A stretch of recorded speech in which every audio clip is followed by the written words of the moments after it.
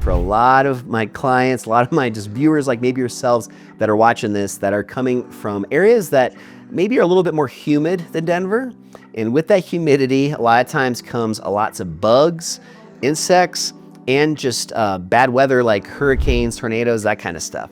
So Denver, obviously we have our fair share of types of extreme weather. You know, ours out here typically are gonna be hail, really bad snowstorms and blizzards, and now we're even having issues with a lot of fires, wildfires.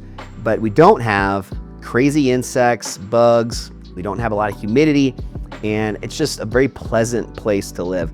And this is one of these other things that I don't think people talk about enough, because it can be something that you don't even consider or really put high on your list of important reasons to move somewhere else until you're out here and you're like, wow, you know, I'm sitting outside at 7:30 at night and there's no bugs and the weather's perfect temperature and there's no humidity and I'm comfortable. It's just something that just you don't think about until you're out here, and I love that. You know, it's something I definitely take for granted a lot of times, and we'll kind of go in that even a step further with the bugs.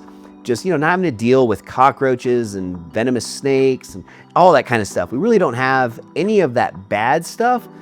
And we even are benefited even extra by having all kinds of really cool creatures and, you know, things to enjoy out here with all the wildlife.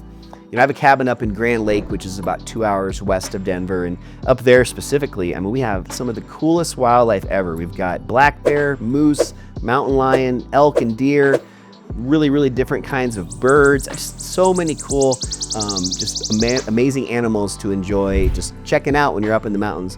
And again, all we really have is a little bit of mosquitoes, and that's about it. We don't have gnats, we don't have, you know, all that kind of stuff. So anyways, just a very, very calm, easy to deal with type environment out here.